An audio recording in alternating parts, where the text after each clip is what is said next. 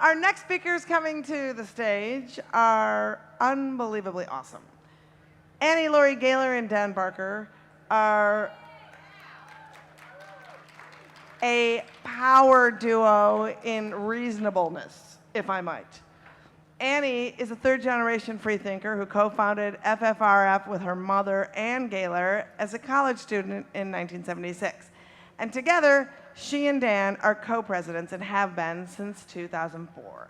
I'm so excited to welcome to the stage Dan Barker and Laurie Gaylor.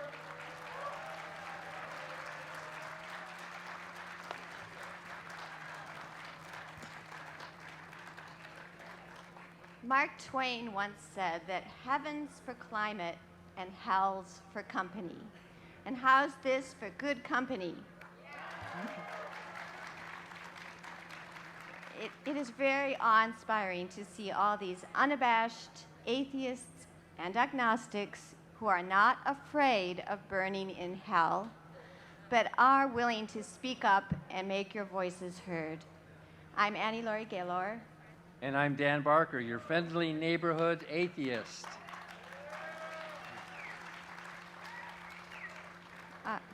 I did co-found the Freedom from Religion Foundation with my mother when I was a college student. Ann Gaylor was a true firebrand for feminism and free thought, and it was her experiences in the early 1970s battling to legalize abortion and birth control that opened both our eyes to the absolute necessity of keeping religious dogma out of our civil laws, especially laws affecting women.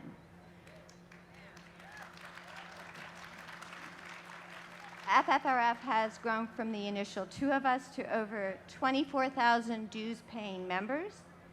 We're, thank you, a national state church watchdog, and our message is beware of dogma. Once religion gets into our government and our social policy, watch out. Lawrence Krauss kindly talked about the full-page ad that the Freedom from Religion Foundation ran this week in the New York Times. But I wanted to let you know that it's also in this weekend's USA Today, so look for it, and will be running in tomorrow's Washington Post. And it's about the discrimination against atheists in Congress, and more specifically, discrimination against Dan Barker. And he'll tell you more about that.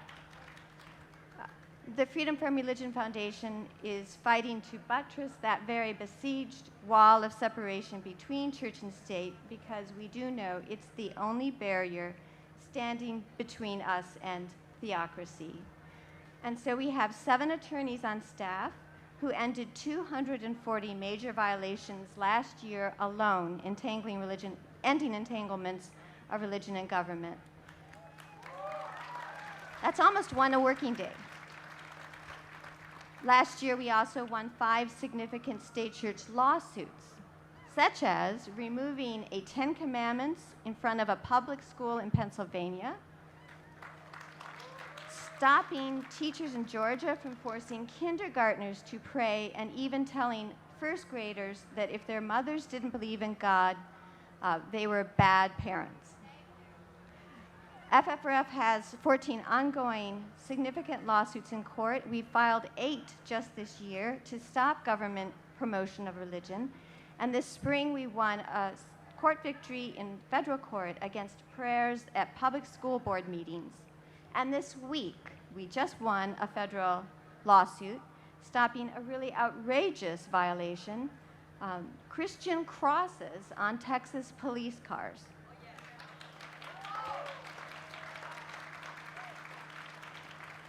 FFRF got them removed to comply with our godless and entirely secular Constitution. And unfortunately, reactionary religious lobbies threaten our constitutional rights. You know the latest assault is the campaign to legalize discrimination to allow someone else's religion to trump your civil rights. Tell your congressperson to support the Do No Harm bill amending the so-called Religious Freedom Restoration Act that brought us that horrible Hobby Lobby ruling. that's co-sponsored by our speaker today, U.S. Representative Bobby Scott, who is one of my heroes.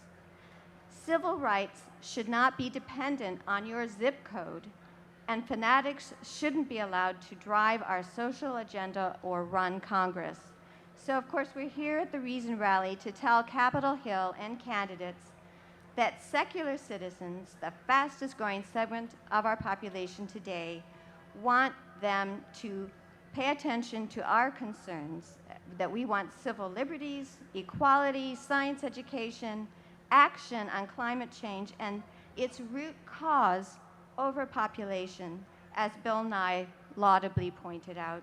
And we want compliance with that all-American principle of separation between state and church. And when you vote this year, and I know you've already heard this, but it's true, you're not voting for the president, you're voting for our next Supreme Court justice. We must break the 4-4 court deadlock so reason and compassion can prevail in one nation, indivisible, with liberty and justice for all. We invite you to become a part of our essential work to educate the public about non-theism and to get religion out of government. Please join us at ffrf.org. And now, Dan Barker wants to tell you a story. Thank you, Annie Laurie. That's right. I am suing Congress. Did you know that almost $800,000 of your taxes are spent each year for chaplains to open Congress with prayer? That's more than $2,000 per prayer. Although a quarter of us are non-religious, all of those prayers have been blatantly religious, almost all Christian. Shouldn't the House of Representatives be representative? Many of those prayers are delivered by guest chaplains, and over the years, the Freedom from Religion Foundation has asked Congress to allow me to give a secular invocation. As many of you know, I was an ordained Christian minister. I preached for 19 years before I saw the light. After examining my faith with reason, I finally threw out all the bathwater and I found there's no baby there. There's no evidence, no argument, and no need for a God. I just lost faith in faith. But I did not lose my desire to participate in my government. Last year, we found a member of Congress who agreed. My representative, Mark Pocan, asked the House chaplain, Father Pat Conroy, a Jesuit priest, to allow me to open Congress with a secular, non-religious invocation. The chaplain turned me down. An atheist cannot solemnize government, he said, because the prayer needs to address a higher power. I replied that in this country, there is no higher power than we, the people.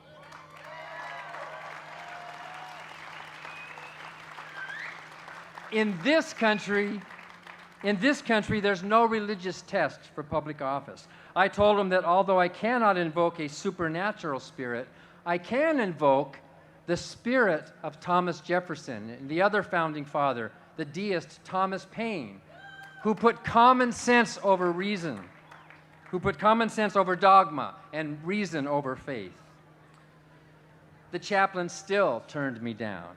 So, the Freedom from Religion Foundation has just filed a lawsuit against Congress for discrimination, denial of equal rights, violating the Establishment Clause of the First Amendment. James Madison said there should be no chaplains in government at all, and we agree. But if they have to be there, they should at least be inclusive. In my book, Life-Driven Purpose, I point out the truly good news that we atheists offer the world, that there is no purpose of life. There's purpose in life.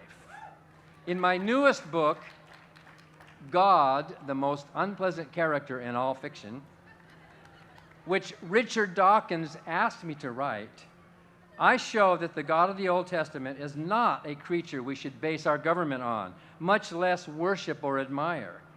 As Richard Dawkins said, the God of the Old Testament is arguably the most unpleasant character in all fiction, jealous and proud of it, a petty, unjust, unforgiving control freak, a vindictive, bloodthirsty ethnic cleanser, a misogynistic, homophobic, racist, infanticidal, genocidal, filicidal, pestilential, megalomaniacal, sadomasochistic, capriciously malevolent bully.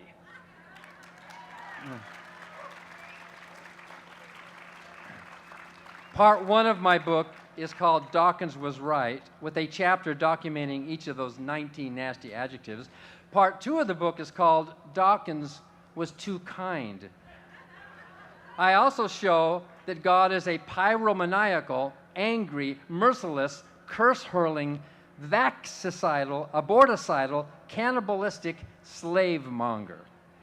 Any country based on the Bible is doomed to divisiveness, to cruelty, and to irrationality. Our government should not be praying to that God or to any God. It's time for these pious politicians to get off their knees and get to work.